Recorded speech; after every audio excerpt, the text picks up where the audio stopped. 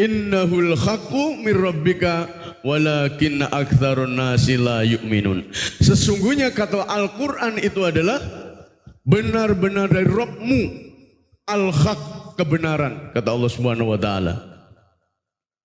Tetapi kebanyakan manusia tidak beriman. Maka resiko orang berpaling dari Al-Qur'an itu kelak akan dimasukkan ke dalam nerakanya Allah Subhanahu wa taala. Kemudian di dalam surat Toha ayat 100 sampai 101 Allah menyatakan man a'rada anhu fa innahu, barang siapa yang berpaling dari Al-Qur'an maka sesungguhnya ia akan memikul dosa yang besar pada hari kiamat. Fa innahu yahmilu yaumal qiyamati wisra. Siapa yang berpaling dari Al-Qur'an maka dia akan memikul dosa yang berat kelak pada hari kiamat. Khalidina fi, mereka kekal dalam keadaan itu, dalam dosa yang ia pikul itu, dan amat buruklah dosa itu sebagai beban bagi mereka di hari kiamat. Wa sa'alahum yaumal qiyamati khimla. Ini ketika kita menjauh, berpaling, tidak beriman, termasuk enggan mempelajari makna-makna yang terkandung di dalam Al-Qur'an. Dalam surah yang lain, kelak akan dikumpulkan oleh Allah Subhanahu wa taala dalam keadaan buta.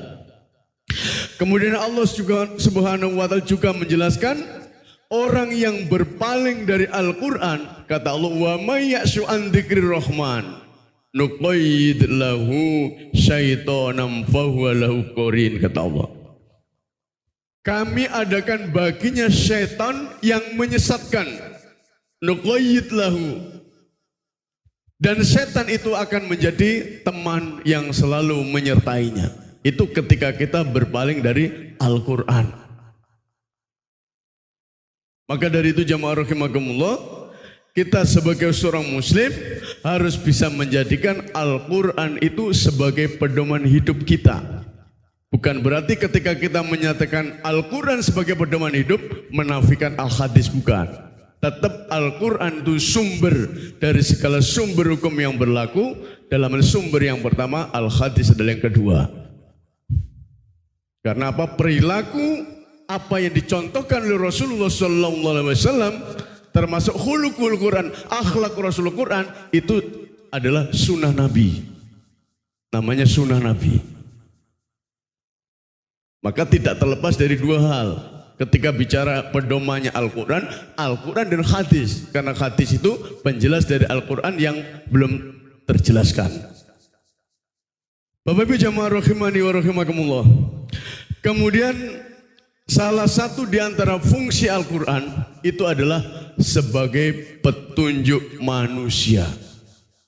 Fungsi Al-Qur'an salah satunya itu adalah hudal linnas, petunjuk bagi manusia. Kemudian termasuk di dalamnya adalah pedoman di dalam menjalani hidup dan kehidupan.